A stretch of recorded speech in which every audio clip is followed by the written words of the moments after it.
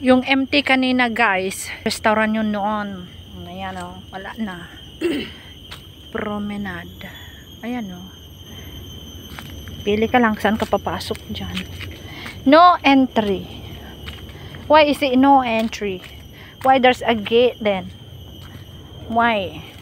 Authorized personnel only. Pero may hagdanan yan dati.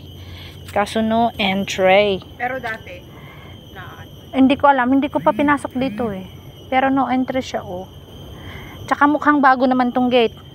So malamang dati napapasukan to. Kasi ano siya oh. Nature path. So, malamang ngayon lang sinara to. Siya yung mga mahal na halaman. Yung puti ang bulaklak. Ano nang pangalan nun? aba ay malay. Ay basta. Hindi siya chrysanthemum. Hindi ako- Chrysanthemum. Yung kapatid ng heart. Yung pula na puso-puso ang bulaklak na matigas, na parang plastic. Ito siya, puti ang bulaklak niyan. Ano yun? Pababa na nga. Nandito ulit tayo sa storage. Dito sa may kanyon. At doon nagtatapos mga beshi ang aming paglalakbay dito sa gubat ng Labrador, Singapore.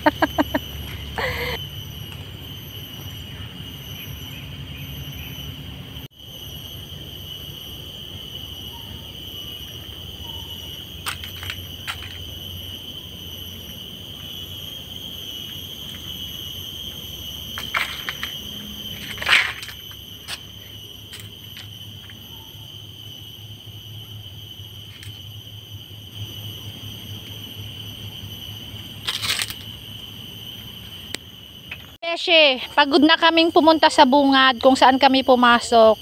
Kaya nag-shortcut na kami mula doon sa taas. Ayan, binabaw na namin kasi nandyan na yung parking area dyan sa baba. Oh. Oy, antay, tanggalin mo yung tinik. Lumabas ka muna. Dali na. Labas ka muna doon. Asan? Ayan, natinik pa siya. Ang clumsy talaga nito kahit kailan.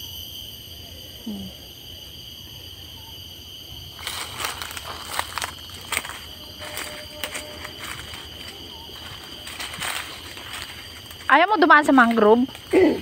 Hambog manggod sa to. Ayaw mo mag-toilet? Hindi. Oh, nandito na kami. Kalsada na to. Ayan oh. Tadan! Oh, 'di ba? Nandiyan na. Kung dumaan kami doon, iikot pa 'yun malayo. Oh, 'di ba? Diyan lang ang sulputan niyan.